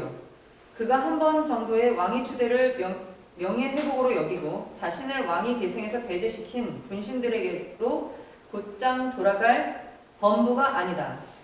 김유신과 함께 국가를 소화하기 위해 운명을 걸고 외교, 전쟁이라는 거룩한 임무를 수행했던 그가 어중간한 것으로 만족할 수도 없었고 신라 왕실을 현실적으로 떠받치고 있던 국가가 종교였던 그가 왕위를 개인적인 허용으로 보았다고 생각되지는 않는다. 만일 그가 한 번의 왕위 추대로 곧장 군신들에게 안겼다면 왕이 되어서도 그들과 다시 고통스러운 언쟁을 해야 했을 것이다. 오세요 하니까 차르르륵 하니까 야 보는 거지 이 새끼 하면 달아들 거 아니야. 그러니까 안돼 왕 해주십시오. 됐어 임마 안해. 술을 잘 뒀네요 김춘추가 상당히. 아니 곧장 가면 이제 언쟁을 또 해야 돼. 싸게 보여가지고 올려. 다음 페이지도 주세요. 김춘추는 대다수 군신들의 공개적 반대로 왕위 계승에서 배제된 상흔이 있기 때문에 즉위하기 이전에 반대자들에게 공개적인 항복을 받아내야 했다. 그는 권위의 승리를 원했다.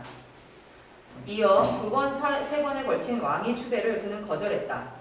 절실하게 기다리고 있었던 그 제안들을 연이어 물렸다는 것은 이전의 적대자들에게 한 걸음도 양보하지 않겠다는 의지적 표명이다. 그가 왕위에 오른다면 자신의 의지만이 타당한 것이 되어야 했다. 그가 향후 치러야만 될 성전에서 군신들은 충실한 부하가 되어야 했다.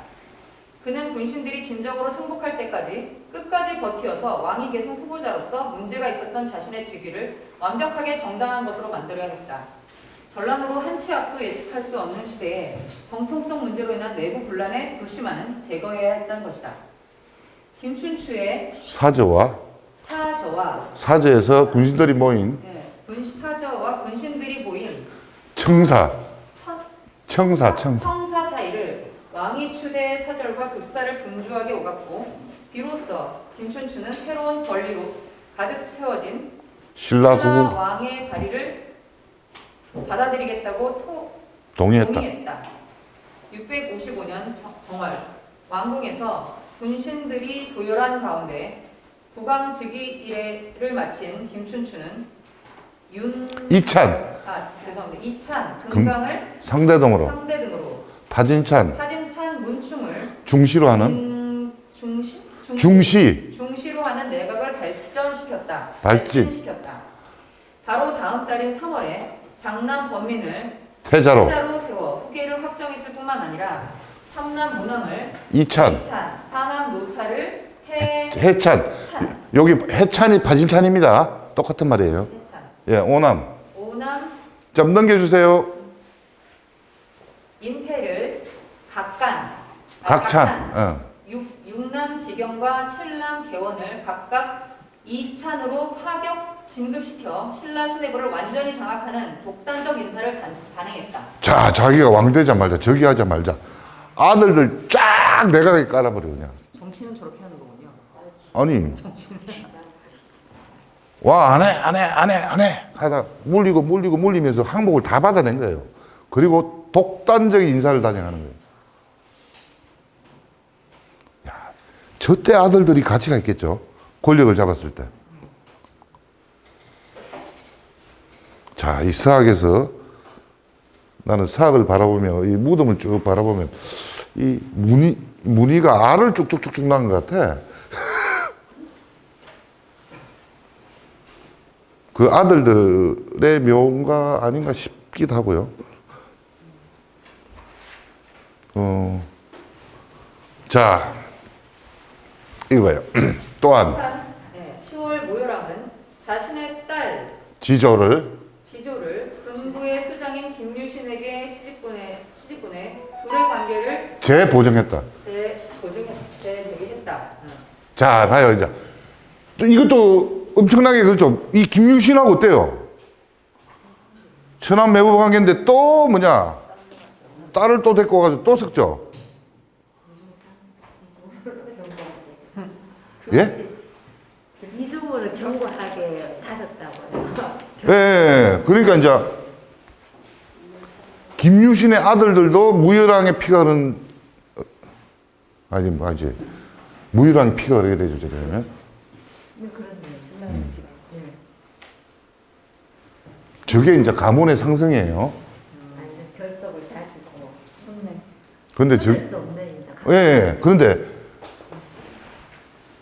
군신들이 저기 하라고 하는데 3번 거절하고 저기 했잖아. 그 과정에서 길을 다 죽인 거야. 너가 하라 했지. 그러고 독단적인 인사를 다 하는 거예요. 결혼 혼자가. 정말 재밌는 사람이네. 공부를 정말 많이 했나 보네요.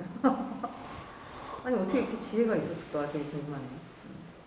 사람이 고생을 많이 하면 지혜가 생겨요. 고생을 많이. 아주 고해의 바다에 살았죠, 이때까지. 고해의 바다. 근데 저 사람은 고해의 바다에 살아서 똑똑했지만 영원히 또 고해의 바다에 삽니다. 죽을 때까지.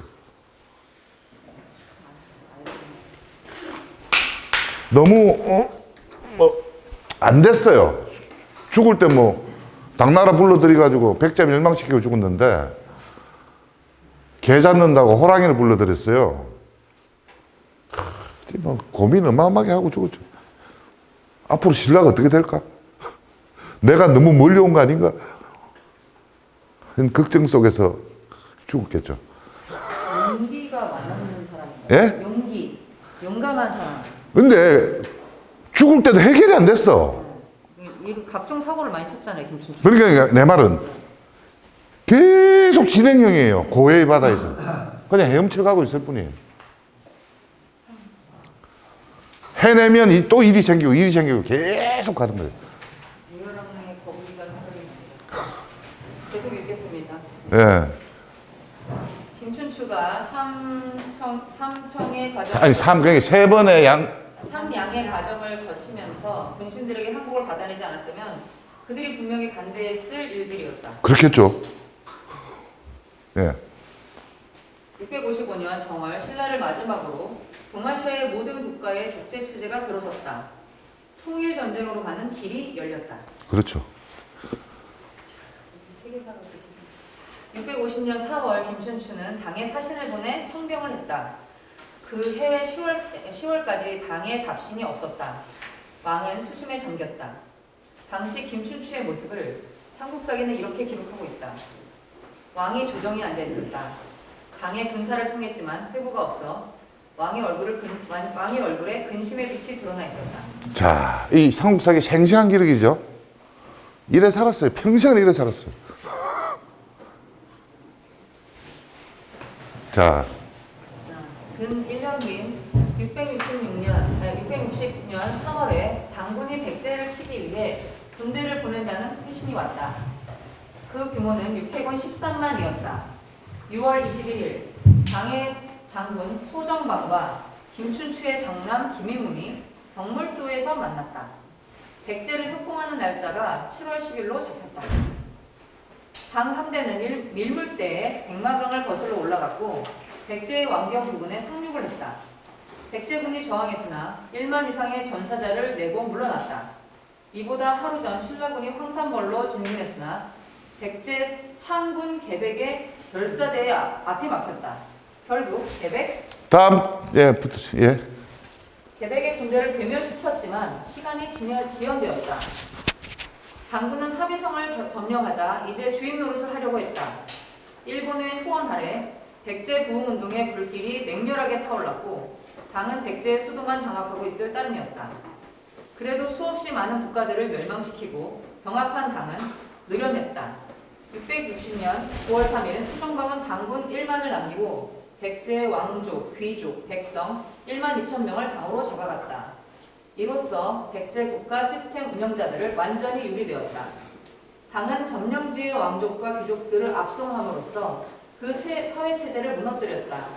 그것은 미래의 저항 가능성을 최소화시킬 수 있는 조치였다. 자, 봐요. 자, 소정방이 12만 군대를 데리고 왔어요. 12만을 데리고 와서 10,000명을 백제에 남겼어요. 그럼 배에 어떻게 돼요? 배에 빈자리가 생기죠. 10,000명에. 예? 그 자리에 12,000명을 구겨 넣은 거예요. 절대 돌아갈 때 빈배로 안 갑니다. 근데 한 2,000명 정도는 전사했겠지. 12,000명 들어갈 자리는 났을 거예요. 자, 김춘추에게 백제왕과 유력 왕족들의 압송은 보급 인력이라는 승리의 결실은 당이 챙긴 것으로 보였고 당은 신라에게 부흥군의 거센 저항으로 들끓는 백제의 땅을 남겼을 뿐이었다. 국제사회에서 도와주는 자, 김춘추가 한 말이에요. 내가 상상했습니다. 예. 국제사회에서 도와주는 것이라는 것은 없다. 내가 너무 큰 일을 저지른 것은 아닌가? 돌아가기에는 너무나 많이 왔다. 앞으로 신라의 앞날은 어떻게 될 것인가? 661년 6월 김춘추는 한치 앞도 알 수 없는 불확실성 속에서 신라의 미래를 염려하며 세상을 하직했다. 슬퍼서 못했겠어요. 하지만 그는 통일을 완수할 7명의 아들을 남겨놓았다. 자, 여러분 결론만 말할게요. 재밌는 게 김춘추의 아들 7명 있죠. 7명. 7명은 전쟁에서 다 소모돼요. 아니 왕도 전쟁하다가 걱정하다가 죽어요. 그러고 김인문은 당나라에서 못 돌아오고 죽어요. 그 외에 다른 아들들도 전쟁터에서 장군으로 활동하다가 뭐 어떻게든 소모됩니다. 다. 결론만 말하는 거는. 막내 7째 아들 계원만 남아가지고 성덕왕 때까지 권력을 누립니다. 막내 하나, 형들이 다 죽었으니까. 이름이 뭐라고요? 계원. 개원. 이 사람이 성덕왕도 왕위에 올려요. 귀족이었나? 김춘추는 막내 아들이에요. 그러니까 귀족인가요? 신분이? 왕족이죠. 왕족인데 제 말은 왕이 안 돼. 왕이 아니지만 진짜 왕보다 세죠.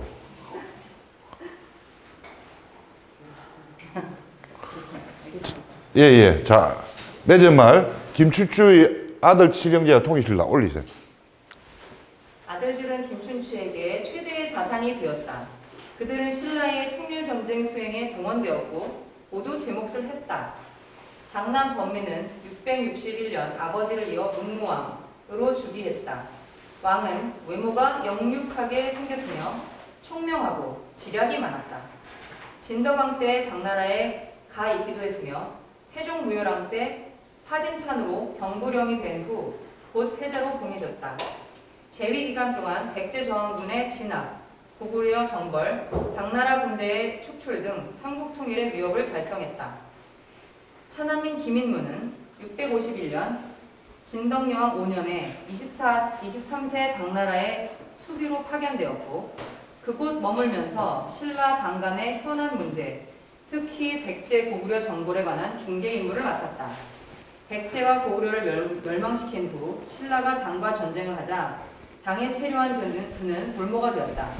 당나라 황제는 신라를 굴복시키고 그를 괴뢰 왕으로 옹립하기를 원했다. 나당 전쟁이 휴전된 676년 이후 그는 신라로 영원히 돌아올 수 없었고 그곳에서 임종을 맞이했다. 삼남인 김문왕은 648년 진덕여왕 때 당나라에 가서 7년 동안 수비했다. 아버지가 태종무열왕이 왕위에 오르고 655년 귀국하여 이찬이 되었다. 658년 집사부 시중에 임명되어 아버지를 보좌했다. 661년 백제동군과 사비성 부근 전투에 참가했다.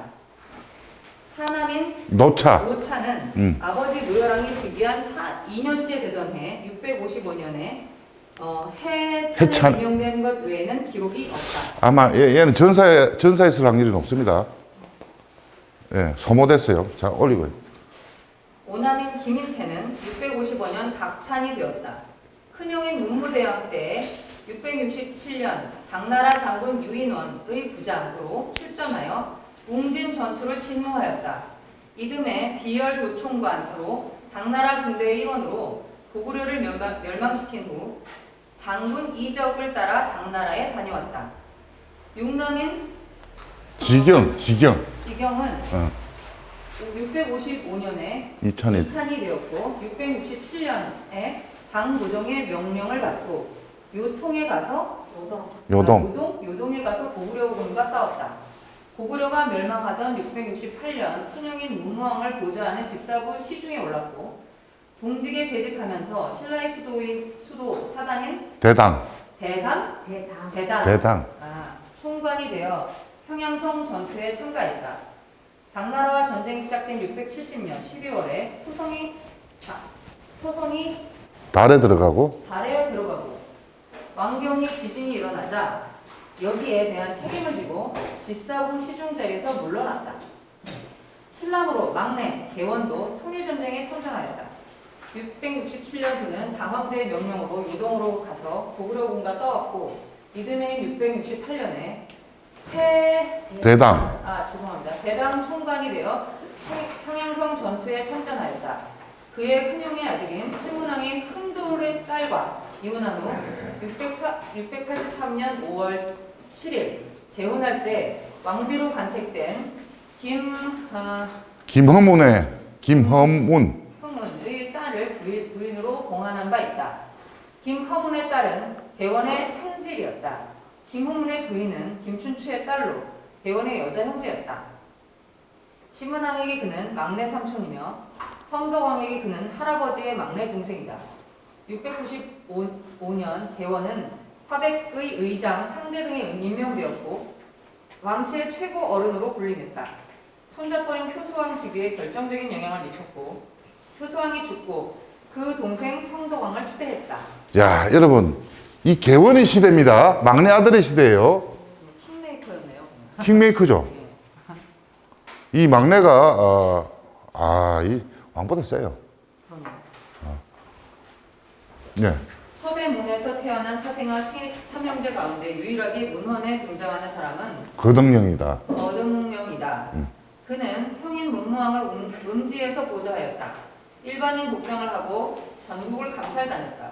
백성들의 부역과 조세가 어떻게 제대로 이루어졌는지 살피기 위해 하슬라주, 경릉 일대, 우두주, 춘천 일대, 북원경, 원주, 한주, 서울 일대, 서원경, 청주, 완산주, 전주 일대, 우진주, 광주 일대를 다녔다. 지방의 상황이 모두 국왕에게 보고되었고 국정에 반영되었다. 자, 거등령 얘는 첩의 아들이에요. 근데 얘도 이 안기부장, 정보부장으로 제 몫을 해요. 그러니까 음지에서 활동하는 거죠. 자, 읽어봐요. 김춘추의 아들 친형제는 통일전쟁기 무열계 왕권의 기둥들이 되었다. 하지만 통일전쟁이 끝나고 평화가 온 후 김춘추의 아들 형제들의 활동에 대해서는 기록이 많지 않다. 아마도 그들의 대부분이 전쟁의 와중에서 전사했거나 몸이상의 세상을 등졌을 가능성도 있다.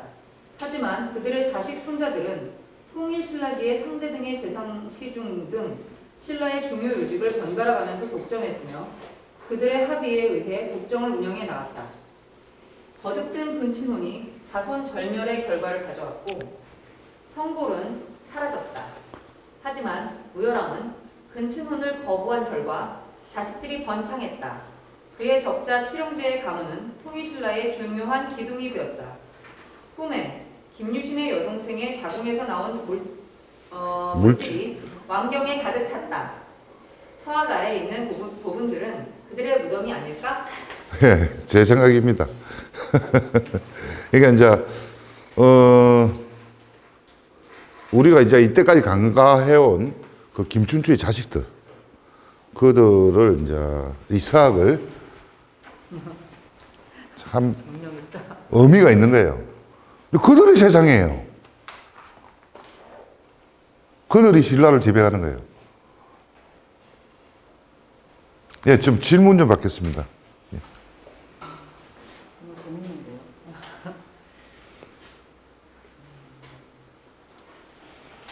그들의 세상입니다. 자, 김유신 자식들요, 요들이 중국 기록에 나오는, 중국 사신, 해공황 때 중국에서 사신으로 왔던 어떤 사람이 기록한 신라국기가 있는데 그 기록에 나오는 일골들이에요, 일골. 그리고 김유신의 자손이 아닌 사람 진골들, 얘들이 이골로 나옵니다. 그런데 일골은 이골하고 결혼도 안 해요. 일골들끼리만 결혼합니다. 거기서도 이제 근친혼이 또 행해집니다. 그래서 여러분 아시겠지만 해공황 아시죠? 해공황. 이 자식이 좀 이상해. 보면. 이 남색을 밝히고, 그래도 이제 계속 이제 근친혼 해서 거기에도 이제 내부에서 하니까 인자가 좀 탁해지기 시작해요. 그러고 이제 중대가 이제 절멸되죠. 끊기는데. 처음 왕조가 시작할 때는 건강합니다. 두 가지 질문이 있는데요. 네. 첫 번째 질문은 근친혼을 파기하고 탈출한 게 김춘추 때부터 탈출을 했고 김춘추가 귀족인데도 불구하고 왕족의 계열에 들어서게 되는 새로운 역사를 쓰게 됐잖아요. 그럼 그런 사례자가 됐는데 그 이후로 신라의 왕실에서는 근친혼이 많이 사라졌는지 아니요. 아니면 그대로 계속 그런 내 말은 김춘추, 만 그랬어요. 아니요. 김춘추만 근친혼을 안 해서 자식이 많았고, 그 뒤에 김춘추 아들들이, 그러니까 왕실, 문무왕의 그 가문이죠. 그리고 김위문의 가문이 또 따로 있어요. 그리고 문왕의 가문, 노차의 가문, 지경의 가문이 이 7개 가문 내에서 하는 거예요, 결혼은. 아, 또 근친혼은 계속 예, 그 내부에서 되는 거예요. 나머지 진골귀족들하고는 결혼 안 합니다. 기록을 보면 진골귀족은 이해가 안 가네. 흥으로 들어와, 진골귀족이. 그러니까 자기 아버지가 귀족으로 그렇게 그런 사례를 보였으면 그 이후로도 그런 거를 계속 시도했을 수도 있을 텐데 그걸 다시 자식 때에서 끊겼다는 또 반복되는 거예요. 이해가 잘 안 됩니다. 왜 그랬을까? 본래 권력을 나누기 싫은 거예요. 권력의 속성. 그 외척이 없는 거예요. 그거. 권력은 외척이 지게 됩니다. 근친혼 안 하면. 예, 아유, 이제 마치겠습니다. 예.